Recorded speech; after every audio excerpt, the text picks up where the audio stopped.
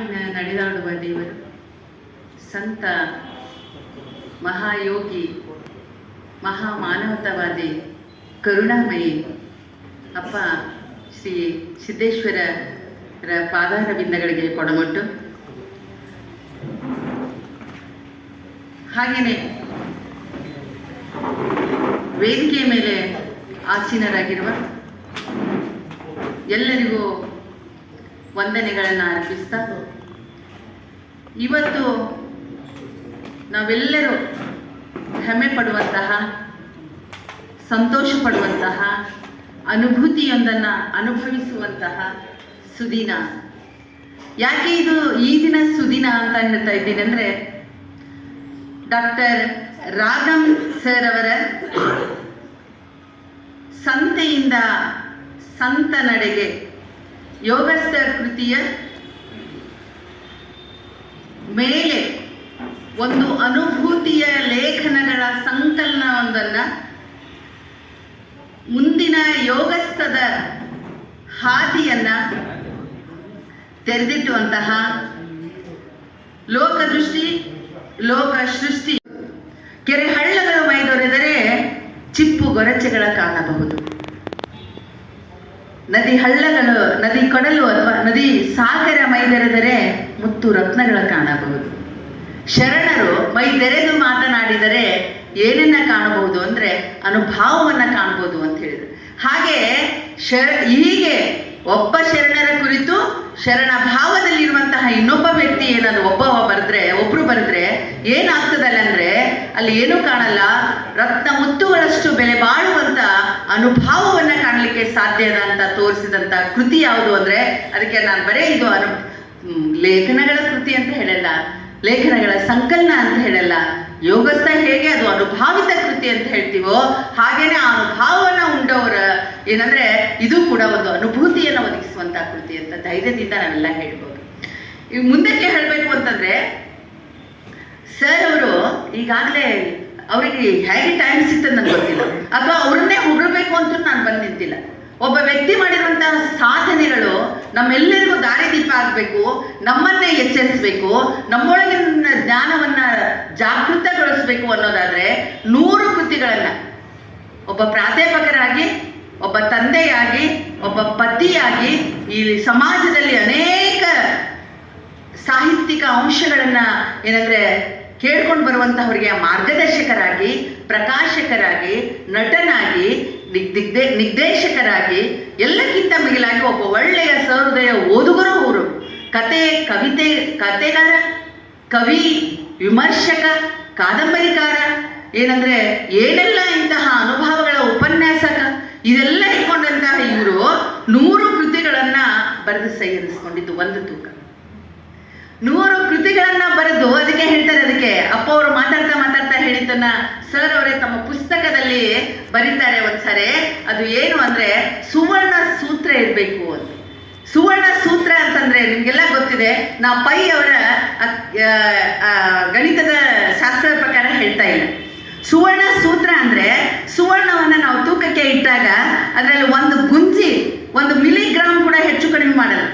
ಅದನ್ನು ಹೇಗೆ ಮಾಡ್ತಾರೆ ಅಂದರೆ ತೂಕ ಮಾಡುವಾಗ ಕೂಡ ಕರೆಕ್ಟಾಗಿ ತೂಕ ಮಾಡೋ ಹಾಗೆ ಒಂದು ಸುವರ್ಣ ಸೂತ್ರವನ್ನು ಇಟ್ಕೊಂಡು 100 ಕೃತಿಗಳನ್ನು ತಂದಾದ್ಮೇಲೆ ಇನ್ನೊಂದು ಕೃತಿಯನ್ನು ತರಬೇಕು.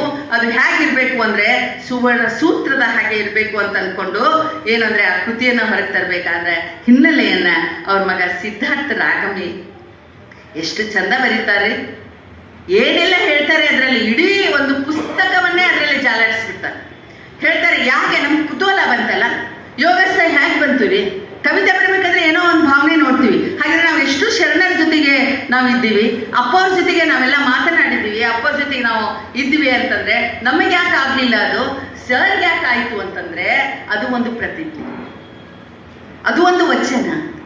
ಅದು ಹೇಗೆ ಅಂತಂದ್ರೆ ಒಂದು ಸಾರಿ ಭೀಷ್ಮ ಪ್ರತಿಜ್ಞೆ ಮಾಡ್ತಾರೆ, ಗೊತ್ತಲ್ಲ ಭೀಷ್ಮ ಪ್ರತಿಜ್ಞೆ ಅಂದರೆ. ಒಂದು ಸಾರಿ ಆ ಪ್ರತಿಜ್ಞೆಯನ್ನು ಸ್ವೀಕಾರ ಮಾಡಿದಂಥ ಭೀಷ್ಮ ಕೊನೆಯವರೆಗೂ ಅದನ್ನು ಮುರಿಲಿಕ್ಕೆ ಸಾಧ್ಯ ಆಗಿಲ್ಲ. ಅದಕ್ಕೆ ಅವರಿಗೆ ಭೀಷ್ಮ ಪ್ರತಿಜ್ಞೆ ಅನ್ನೋದು. ಹಾಗೆ ಇವರು ಕೂಡ ಭೀಷ್ಮ ಪ್ರತಿಜ್ಞೆ ಮಾಡ್ತಾರಂತೆ. ಯಾವಾಗ ಭೀಷ್ಮ ಪ್ರತಿಜ್ಞೆ ಮಾಡ್ತಾರೆ ಅಂತಂದ್ರೆ, ಇವರು ಸರ್ ಅವರು ಏನಂದ್ರೆ ಕಂಗಲ್ ಹನುಮಂತರಾಯರ ರಂಗಮಂದಿರ ನೀವೆಲ್ಲ ಕೇಳಿದ್ದೀರಿ. ಬಿಜಾಪುರದಲ್ಲಿ ಇದೆ. ಅವ್ರದ್ದು ಒಂದು ದೊಡ್ಡ ಕಾಣಿಕೆ. ಅಲ್ಲಿ ಇವ್ರು ಮಾಡಿದ್ದಲ್ಲ, ಸರ್ ಮಾಡಿದ್ದಲ್ಲ, ಅವರ ಗುರುಗಳು, ಶಿಷ್ಯರು, ಆಮೇಲೆ ಪತ್ರಿಕಾ ಮಿತ್ರರು, ಆಮೇಲೆ ಅನೇಕ ಶರಣರು, ಸಹೃದಯರು ಓದಿ ಅಲ್ಲಿ ಸರ್ ಅವ್ರಿಗೆ ಒಂದು ಕಾರ್ಯಕ್ರಮ ಇಟ್ಟಿರ್ತಾರೆ. ಏನ್ ಇಟ್ಟಿರ್ತಾರೆ ಅದಂದ್ರೆ ರಾಗಂ 101 ರಾಗ. ಆ ಕಾರ್ಯಕ್ರಮದಲ್ಲಿ ಸಾವಿರಾರು ಜನ ಇರ್ತಾರೆ ರೀ. ಅಲ್ಲಿ ಸರ್ ಅವರು ಏನಂದ್ರೆ ಸಂಗ್ರಹಿಸಿರುವಂತ ಅನೇಕ ಪುಸ್ತಕಗಳ ಅಲ್ಲಿ ಒಂದು ಬಿಡುಗಡೆಯನ್ನು ಕಾರ್ಯಕ್ರಮ ಆಗುತ್ತೆ. ಆಗ ಆ ಕಾರ್ಯಕ್ರಮದಲ್ಲಿ ಏನಂದ್ರೆ ಸರ್ ಅವರು ಅದೇ ಹೇಳಿದ್ನಲ್ಲ, ಒಂದು ಪ್ರತಿಜ್ಞೆ ಮಾಡ್ತಾರೆ. ಏನದು ಪ್ರತಿಜ್ಞೆ ಮಾಡ್ತಾರೆ ಅಂತಂದ್ರೆ, ಅವರು ನಾನು ಮುಂದೆ ಏನಾದರೂ ಸಿದ್ದೇಶ್ವರ ಶ್ರೀಗಳ ಕುರಿತು ಏನೋ ಬರಿತೀನಲ್ಲ, ಆ ಬರೆದ ಏನಂತಂದ್ರೆ ಬರದೇ ಆಗಿತ್ತು ಅಂತಂದ್ರೆ ಅದನ್ನ ಈ ನಾಡಿನ 1,00,000 ಜನರಿಗೆ ತಲುಪಿಸುವಂತಹ ಒಂದು ಕೆಲಸವನ್ನ ನಾನು ಮಾಡ್ತೀನಿ. ಅದು ನನ್ನಿಂದ ಸಾಧ್ಯ ಆಗೋ ಹಾಗೆ ಗುರು ನನಗೆ ಕರುಣಿಸ್ತಾನ ಅಂತ ಹೇಳ್ತಾರೆ. ಅದನ್ನ ನಿಜ ಮಾಡಲಿಕ್ಕೆ ನೋಡಿ ಮೈ ರೋಮಾಂಚನ ಆಗ್ತದೆ ನಂಗೆ. ಇನ್ನೂ ಏನೂ ಇಲ್ಲ. ಅವತ್ತು ಹೇಳಿರುವಂತಹ ಮಾತು, ಅವತ್ತು ಕೊಟ್ಟಿರುವಂತಹ ವಚನ, ಅವತ್ತು ಮಾಡಿರುವಂತಹ ಭೀಷ್ಮ ಪ್ರತಿಜ್ಞೆ ಏನಾಗ್ಲಿಕ್ಕೆ ಸಾಧ್ಯ ಆಯ್ತು ಅಂದ್ರೆ, ನಾವು ಅಕ್ಷರಗಳಲ್ಲಿ ನಾವು ಏನ್ ಕಾಣಬೇಕು ಅಂದ್ರೆ ಬರೀ ಅಕ್ಷರ ಅಂತ ಕಾಣಕ್ಕಾಗಲ್ಲ. ಎಲ್ಲ ಹೋಗ್ತಿರ್ತೀವಿ, ಎಷ್ಟೋ ಅಕ್ಷರಗಳನ್ನು ಓದ್ತೀವಿ. ಅಷ್ಟು ಎಲ್ಲ ಅಕ್ಷರಗಳಿಗೂ ನಾವು ನೆನಪಿನಲ್ಲಿ ಇಟ್ಕೊಳಕ್ಕಾಗುತ್ತಾ? ಎಲ್ಲ ಅಕ್ಷರಗಳನ್ನು ನಾವು ಅನುಭವದಲ್ಲಿ ನೋಡಕ್ಕಾಗುತ್ತಾ? ಎಲ್ಲ ಅಕ್ಷರಗಳನ್ನು ಬೆಳಕನ್ನು ಕಾಣಕ್ಕಾಗುತ್ತಾ? ಇಲ್ಲ. ಅದಕ್ಕೆ ಅವ್ರು ಹೇಳ್ತಾರೆ, ಬದುಕಿನ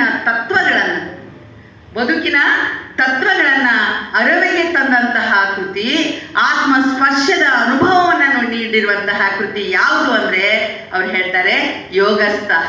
ಇದರಲ್ಲಿ ಬರೆದಿದ್ದವರು. ಅವಾಗ ನಮ್ಗೆ ಏನಿಸ್ತ, ಅವರು ಓದ್ತಾ ಇರ್ತಾರೆ. ಸಿದ್ದೇಶ್ವರ ಶ್ರೀಗಳ ಎಲ್ಲಾ ವಚನಗಳನ್ನ ಓದ್ತಾ ಇರ್ತಾರೆ. ಓದ್ತಾ ಇರುವಾಗ ಅವರು ಬಂದಿರುವಂತಹ ಕೃತಿಗಳನ್ನೆಲ್ಲ ಓದ್ತಾ ಇರುವಾಗ ಅವ್ರು ಏನ್ ಮಾಡ್ತಾರೆ, ಓದಲು ಶುರು ಮಾಡಿದ ಮೇಲೆ ಅಲ್ಲಿರುವಂತಹ ಎಲ್ಲಾ ಬುದ್ಧನ ಕಥೆಗಳು, ಆ ಎಲ್ಲಾ ಬುದ್ಧನ ಕಥೆಗಳನ್ನ ಅವರು ಓದಿದ ಮೇಲೆ ನೋಡಿ, ಒಂದು ಕೃತಿಯನ್ನ ಓದಿದ ಮೇಲೆ ಏನಾಗಬೇಕು ಅಂದ್ರೆ ನಮ್ಮ ಮೇಲೆ ಅದು ಪ್ರಭಾವ ಬೀರಬೇಕು. ಅದನ್ನ ಯಾವುದೇ ಮಾತುಗಳನ್ನ ನಾವು ಕೇಳಿದ ಮೇಲೆ ಅದು ನಮ್ಮ ಹೃದಯದಲ್ಲಿ ಅವರನ್ನ ಭೇಟಿಯಾಗಿ ಚಾಂದ್ಕವಟೆ ಸರ್ ಅವರು ನೋಡಿ, ಇವರು ಕೂಡ ಅಷ್ಟೇ ಅದನ್ನೆಲ್ಲ ಇಡಿಯಾಗಿ ಓದಿ ಅವಕ್ಕೆಲ್ಲ ಏನ್ ಮಾಡ್ತಾರೆ ಅಂತಂದ್ರೆ ಒಂದಿಷ್ಟು ಮಾರ್ಗದರ್ಶನವನ್ನ ಕೊಟ್ಟು ಅದನ್ನ ಒಂದು ಚಂದದ ಬುದ್ಧನ ನೆನಹುಗಳಾಗಿ ನಮ್ಮ ಮುಂದೆ ಇಟ್ಟಿದ್ದಾರೆ. ಇಲ್ಲಿ 51 ನೆನಹುಗಳದಾವ. ಬಾರ್ದು ನಮ್ಮ ಒಳಗೂ ಒಂದಿಷ್ಟು ಏನಂದ್ರೆ ಸದ್ಗುಣಗಳನ್ನ ಬಿಡುಗಡೆ ಮಾಡಿಸ್ಕೊಳ್ಳಿಕ್ಕೆ ಇದು ಏನಾಗಬೇಕು ಅಂತಂದ್ರೆ, ಈ ಕೃತಿ ನಮ್ಮ ಮನೆಯನ್ನ, ನಮ್ಮ ಮನವನ್ನ, ಎರಡೂ ಕೃತಿಗಳು ಬೆಳಗ್ಲಿ, ಇಂಥ 100 ಸಂಕಲನಗಳು ಬರಲಿ ಅಂತ ಹೇಳ್ತಾ ನಾನು ಹೇಳಿದೆ ಮೊದಲೇನೆ. ನನಗೆ ಸರ್ ಕರೆದಾಗಲೇ ನನಗೆ ರೋಮಾಂಚನ ಆಗಿತ್ತು. ಯಾಕಂದ್ರೆ ಆ ಶ್ರೀಗಳ ಈಗಲೂ ನಂಗೆ ಅನಿಸ್ತಾ ಇದೆ, ಅಮೂರ್ತದಲ್ಲಿ ಅವರು ಇಲ್ಲ, ಮೂರ್ತವಾಗೇ ಇದ್ದಾರೆ. ಅಲ್ಲಿದ್ದಾರೆ ಅಂದ್ರೆ ನಮ್ಮ ಇಡೀ ಅಂದ್ರೆ ನಯನದಲ್ಲಿ ನಿಮ್ಮ ಮೂರ್ತಿ ತುಂಬಿ, ಕಿವಿಯಲ್ಲಿ ನಿಮ್ಮ ಕೀರುತಿ ತುಂಬಿ, ಮನದಲ್ಲಿ ನಿಮ್ಮ ನೆನಹು ತುಂಬಿ ಅಂತ ಹೇಳ್ತಾರಲ್ಲ, ಹಾಗೆ ತುಂಬಿಕೊಂಡು ಬರುವಂತೆ ಕೆಲಸ ಕೃತಿಯನ್ನ ರಚಿಸಿಕೊಟ್ಟಿರುವಂತಹ ರಾಜಶೇಖರ್ ಸರ್ ಅವರಿಗೂ, ಅದರ ಮುನ್ನೆಲೆಯಾಗಿ ಕೃತಿಯನ್ನ ಬರೆದಿರುವಂತಹ ಸಂಪಾದಕರಿಗೂ, ಚಾಂದ್ಕವಟೆ ಸರಿಗೂ ವಂದಿಸ್ತಾ ನನ್ನ 2 ಮಾತುಗಳನ್ನ ಮುಗಿಸ್ತಾ ಇದ್ದೀನಿ.